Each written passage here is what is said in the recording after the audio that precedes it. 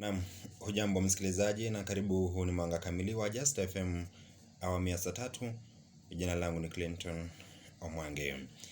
Wakati ambapo macho yote yamewamulika wanasiasa kutoka eneo pana la Mlima Kenya kuhusiana na mgawanyiko uliopo baina ya wanasiasa kuelekea uchaguzi mkuu ujao, baadhi ya wanasiasa sasa wamejitokeza waziwazi na kudai kuwa wataleta umoja na mshikamano baina ya viongozi hao ili kuhakikisha kuwa watampata kiongozi kutoka Mlima Kenya atakayemrithi Rais Uhuru Kenyatta katika baada ya uongozi wake kunamatika mwaka ujao. Mwangi Kiunjuri ni mmoja wa wanasiasa kutoka eneo pana la Mlima Kenya.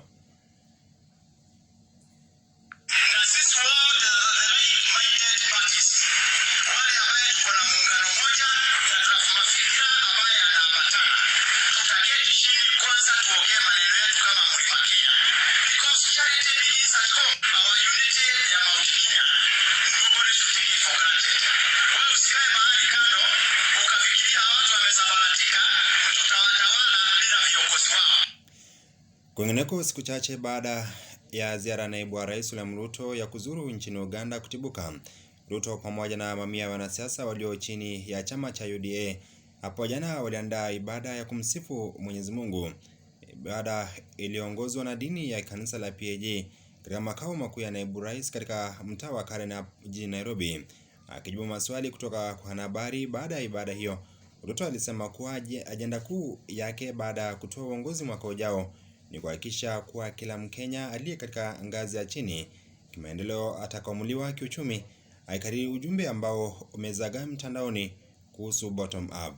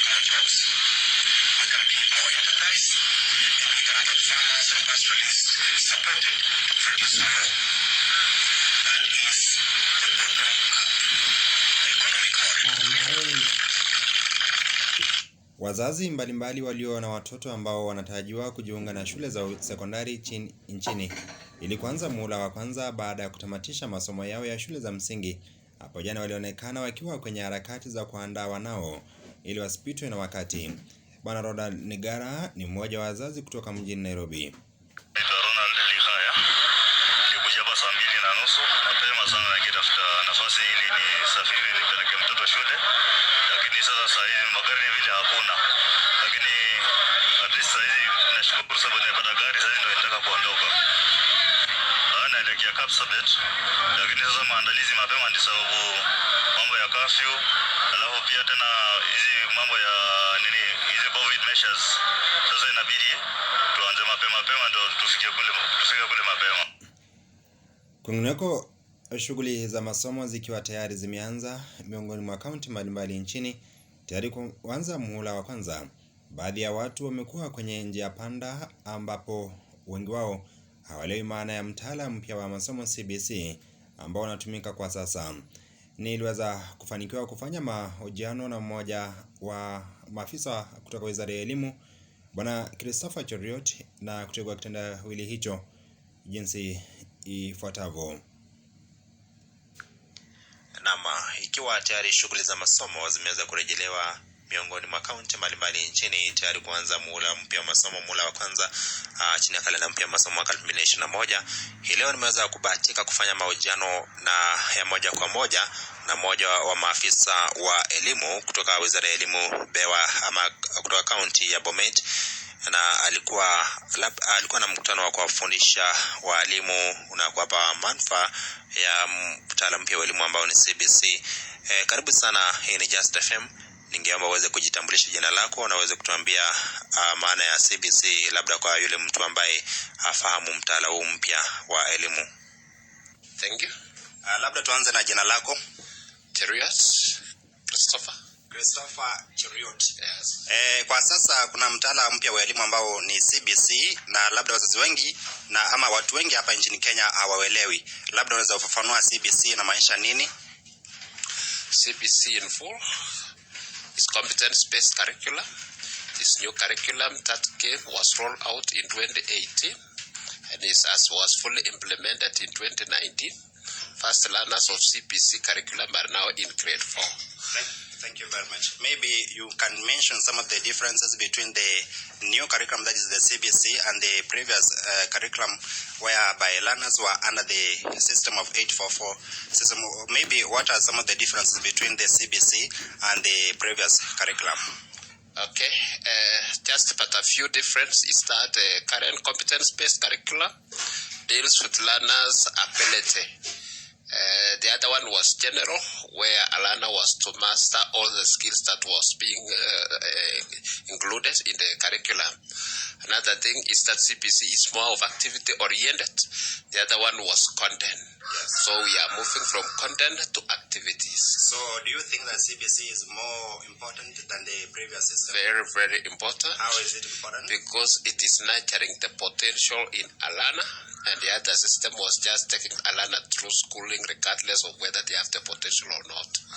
Okay, thank you very much, sir, for such kind of an explanation. Today I've met you in a Happy Educational Center. Maybe was it an invitation from the school, or it was just your own arrangement to come and teach the teachers about the competence-based curriculum? Yes, I attended the graduation for at Happy Education Center some times back, and where I highlighted issues on CBC, and the management of the institution felt that it was not sufficient, and that I had to get my extra time so that I could come and highlight more, especially to the teachers, about what is required of them as part of the CBC, and that's why I'm here today. Okay. So I was invited. Thank you very much.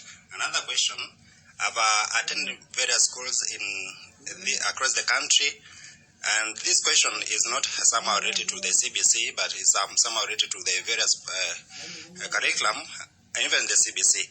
I've had other teachers teaching pupils, maybe particularly those of lower classes, when they teach them in English or in Kiswahili, they normally translate words that are related to English. Maybe you may find a teacher teaching a pupil and telling him or her that this is a table, and then later on translates it to hii ni meza.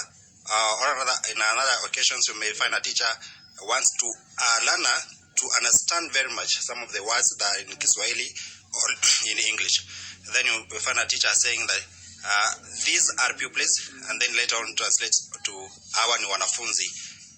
What can you say about that?